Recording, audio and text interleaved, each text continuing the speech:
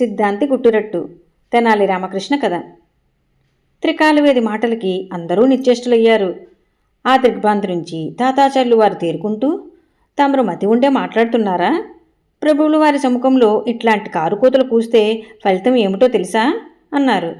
త్రికాలవేది నవ్వి, దేశద్రోహులకి రాజద్రోహులకి ఇట్లాంటి అకాల మరణాలే సంభవిస్తాయని తమకు తెలుసా అని రెట్టించాడు పరిహాసంగా.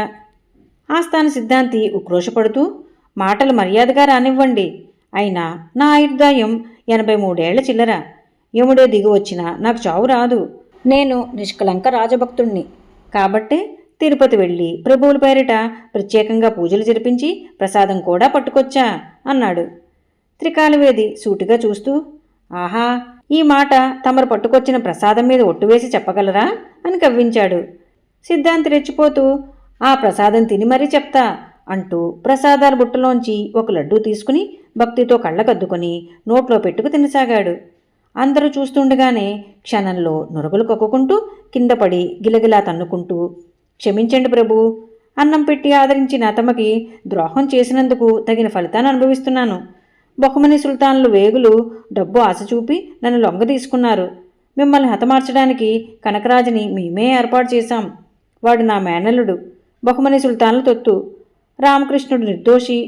భగవంతుడి ప్రసాదంతో మీ ప్రాణాలు తీయాలని ప్రయత్నించిన నాకు ఆ వెంకటేశ్వరుడే తగిన శిక్ష విధించాడు. అబ్బా అంటూ ప్రాణాలు వదిలేశాడు సిద్ధాంతి. రాయలవారు సిద్ధాంతి సమవైపు సానుభూతిగా చూస్తూ నిలబడ్డారు. ఈ కుట్రలో తమకి భాగం ఉందా ఆచార్య అన్నారు అప్పాజీవారు. తాతాజీ తుళ్ళిపడి, నాకేం తెలియదు అన్నాడు గొంతు పెగుల్చుకుని. అప్పాజీ గంభీరంగా చూస్తూ సిద్ధాంతిని స్వయంగా వెంటబెట్టుకొచ్చారు. ప్రభువులకు విషం కలిపిన ప్రసాదాన్ని తమ స్వహస్తాలతో అందించారు. సిద్ధాంతికి బాసటగా నిలిచారు. తమకి కుట్రలో భాగం లేదంటే ఎవరు నమ్ముతారు? ఎలా నమ్ముతారు? మీ మీద అభిమానంతో ప్రభువులు మౌనం వహించారు, కానీ మరొకరు అయితే అంటూ అర్ధోత్తిగా ఆపేశారు. రాయలవారు తల పంకిస్తూ, మా పాలనలో అందరికీ ఒకటే న్యాయం. రాజద్రోహానికి శిక్ష ఏనుగులతో తొక్కించడం అన్నారు.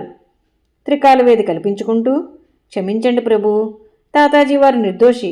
ఆస్థాన సిద్ధాంతి మాటలు నమ్మి తమ క్షేమాన్ని కాక్షించి అతనికి మద్దతుగా వచ్చారే కానీ తాతాజీ వారికి ఏ పాపమో తెలియదు.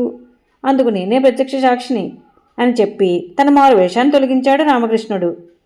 రాయలవారు ఆతృతగా అతని భుజాలు పట్టుకుని, నిజం తెలుసుకోకుండా మేము మీకు శిక్ష వేస్తే మీరు మా ప్రాణాలు కాపాడారా వికటకవి, మమ్మల్ని మన్నించండి అన్నారు. తాతాజీ కూడా అతని చేతులు పట్టుకుని, ఏ దుర్ముహూర్తాన మనం కలుసుకున్నామో కానీ అడుగడుగునా నిన్ను అవమానించాను, ద్వేషించాను. నేడు నీ వల్లే నా పరువు మర్యాదలు నిలిచాయి. నన్ను క్షమించి రామకృష్ణ అన్నారు పశ్చాత్తాపంతో. ఈ కథ మీకు నచ్చినట్లయితే లైక్ చేయండి, షేర్ చేయండి. మరిన్ని మంచి కథల కోసం మా సంపత్ ఛానల్ని సబ్స్క్రైబ్ చేసుకోండి.